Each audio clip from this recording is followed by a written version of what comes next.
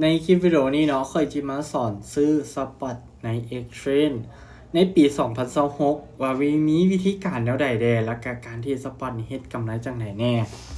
โอเคเนาะสบายดีทุกๆคนยินดีต้อนรับทุกๆคนเข้าสู่ซองของ DMN Page เนาะ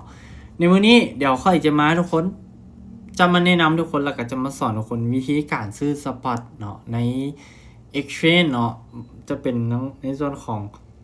Binance บอก OKX บอก Bitkick Bitcup บอกอันนี้ก็แล้วแต่ละคนสะดวกเลยเนาะซื้อในตัวใดก็ได้แต่ในมื้อนี้เขาจะมาสอนวิธีการซื้อใน Binance นั่นเองซึ่งต้องอธิบายให้ทุกคนเข้าใจว่าก่อนว่าการซื้อสปอตนี้มันแม่นอย่างเนาะการซื้อสปอตมันก็คล้ายๆคือการที่เฮาซื้อคำเนาะการซื้อสปอตนี้คล้ายๆคือการที่เฮาซื้อคำเพราะว่าเฮาจะเฮ็ดกำไรได้เพียงแต่ทางเดียวก็คือเฮาซื้อถึกไปขายแพงเนาะราคามันต้องขึ้นเท่านั้นเฮาจึงสามารถมีกำไรได้เนาะตรงนี้นี่แหละที่เฮาจะซื้อเนาะตรงนี้นี่แหละซึ่งค่อยว่าส่วนหลายเลยแหละคนส่วนหลายเลยแหละที่แบบนิยมซื้อเป็นสปอตเนาะโอเคซึ่งวิธีการเนาะเฮาเข้ามาที่3ขีดทางซ้ายถึงนี่เด้อ3ขีดทางซ้ายถึงแล้วก็ถ้าของไผบ่มีเนาะเพราะว่าอันนี้ค่อยปรับขึ้นมาเนาะไผบ่มีแม่นให้คลิกอยู่บริการเพิ่มเติมเนาะแล้วก็เลื่อนลงมาเนาะเลื่อนลงมาจนฮอดเดี๋ยวกาแล้วบ่ทุกคนนี่การซื้อขายเนาะการซื้อขายนี่มันจะมีคำว่าสปอตเนาะให้เฮากดเข้าไปได้เลยเนาะซึ่งสปอตนี้มันก็จะมีอยู่หลายเหรียญแม่นบ่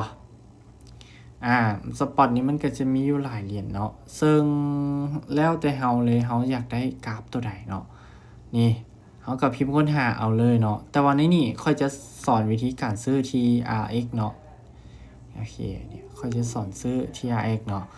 ซึ่งเวลาที่เฮาเข้ามาเนาะนี่มันก็จะมีอยู่นี่เนาะนี่มันก็จะมีอยู่นี่มีหลายคู่ค่าเลยเนาะนี่เฮาอยากซื้อเป็นจำนวนของจักร TRX เนาะนี่ซึ่ง TRX หนึ่งตอนนี้ก็ราคา 0.3184 USDT เนาะแล้วก็ตัวนี้เนาะจำนวนที่เฮาอยากซื้อสมมุติว่าเฮาอยากซื้อ10 USDT บ่เฮาสามารถพิมพ์ได้เนาะนี่ถ้าสมมุติไผอยากซื้อ Bitcoin เด้เนาะ BTC เนาะBitcoin เฮาก็กดเข้าไปBitcoin เนี่ยเฮาอยากซื้อแนวใดเนาะเฮาอยากซื้อ1 Bitcoin บ่ 70,000 เหรียญ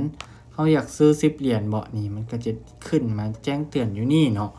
ซึ่งเฮาก็เลือกซื้อได้เนาะแต่ว่าค่อยคือเก่าเนาะ TRX จะสอนทุกคนวิธีการซื้อเนาะขั้นตอนในการซื้อเนาะโอเควันนี้ให้เฮาเข้ามาเนาะเข้ามาปุ๊บค่อยต้องการที่ว่าจะซื้อ10เหรียญเนาะค่อยกับปอน10เหรียญไปอันนี้ขายเนาะ sorry ทุกคนมันจะมีคำว่าซื้อกับขายเนาะค่อยจะทำการซื้อเนาะค่อยจะทำการซื้อแล้วเนี่ยอันนี้มันจะเป็นราคาที่เราอยากซื้อเนาะเราสามารถตั้งค่าได้อยากให้มันได้ต่ำกว่านี้อยากให้มันได้สูงกว่านี้เราสามารถปรับได้เนาะแล้วอันนี้เนาะจำนวน2จำนวนของ TRX เนาะ10 TRX เปาะอันนี้เนาะแต่ว่าค่อยจะซื้อเป็น USDT เนาะ10เหรียญเนี่ยราคาปอนด์ราคาเขาก็กดนี่เลยเนาะซื้อปุ๊บเนี่ยเขากดคำว่าซื้อเนาะออเดอร์เขาก็จะขึ้นมาอยู่นี่เนาะออเดอร์ของเขามันก็จะขึ้นมาอยู่นี่เนาะแล้วเนี่ยถ้าTRX นี่มันขึ้นมันลงมันขึ้นมันก็เขาก็จะได้เงินนั่นเองเนาะเขาก็จะได้เงินนั่นเองซึ่งเขาก็สามารถมาเบิ่งวิเคราะห์กราฟแล้ว1มื้อ4ชั่วโมงเนี่ยบอก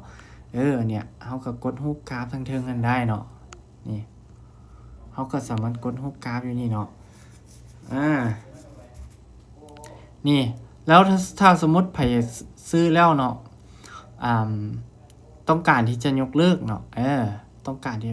กรณีสมมติซื้อไปแล้วบ่เอาสินะเนาะเขาก็สามารถยกเลิกทั้งหมดหรือว่ายกเลิกอยู่นี้ได้เนาะนี่หรือว่าเขาสิขายบ่ขายทั้งหมดเลยเนี่ยเขาก็วางใส่เนาะ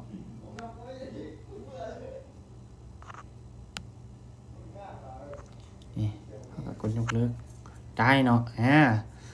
ซึ่งอันนี้เนาะเป็นวิธีในการซื้อเหรียญของ TRX เนาะนี่เขาก็ถือของอยู่0เนาะตอนนี้พอยากซื้อจำนวนเท่าไหร่เนาะก็สามารถเนี่ยมาทำการเฮ็ดธุรกรรมได้เนาะประมาณนี้เนาะสำหรับวิธีการซื้อเหรียญเนาะจากสปอตจาก Exchange เนาะเอ้าแล้วไผมีคำถามหยัง